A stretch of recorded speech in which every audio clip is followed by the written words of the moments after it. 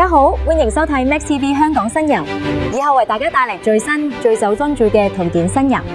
姜濤看見彼此嘅差異，深度解釋無限量共融藝術點樣重新定義頂流藝人嘅社會責任。當一個藝人嘅影響力跨越咗單純嘅娛樂範疇，佢所呈現嘅每一組影像都會變成一種時代嘅注腳。近日，姜濤透過社交媒體發佈咗一系列橫跨公益藝術與個人世界巡演嘅影像，呢啲看似碎片化嘅內容實則交織出一幅完整嘅藝術版圖。喺最新曝光嘅影片入面，姜濤與輪椅舞者余俊賢 Matthew 為無限量我 Limits 計劃進行咗一場震撼人心嘅對舞，選用咗寂寞佛櫃作為配樂，舞步間唔再係傳統意義上嘅追求整齊劃一，而係一種放下形式預設嘅靈魂碰撞。姜濤喺貼文中強調舞蹈係對生命嘅回應，呢種說法精準咁捕捉到藝術共融嘅精髓。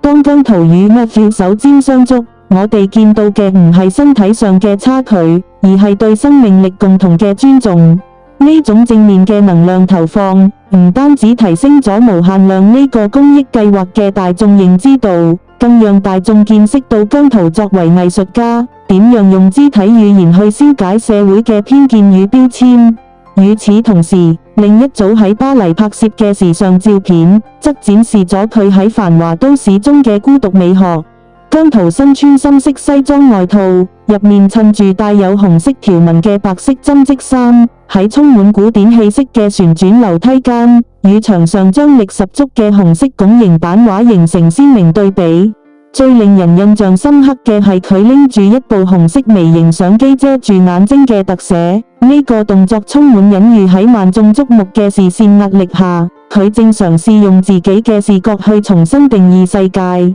呢種從被看到主動去觀看嘅身份轉換，亦都呼應咗佢即將展開嘅 Live Alive Tour 2026世界巡迴演唱會。從最新公開嘅多倫多站同雷諾 Renew 站海報睇到，姜濤以一身閃爍嘅亮片裝束示人，眼神堅定且銳利，象徵住佢如火山熔岩般積蓄已久嘅能量即將全球噴發。有人可能會爭論，一個偶像應唔應該承載咁多深刻嘅藝術符號？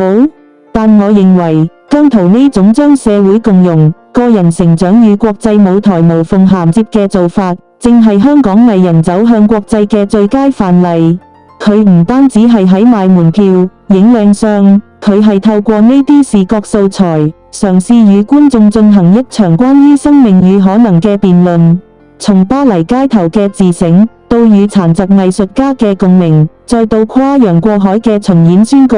姜濤正用行動證明，真正嘅無極限我 Limits 係源自於內心對每一種存在形式嘅認同與熱愛。2026年對姜濤嚟講，顯然唔單止係一個年份，更係佢藝術生命全面綻放、定義自我新高度嘅轉折點。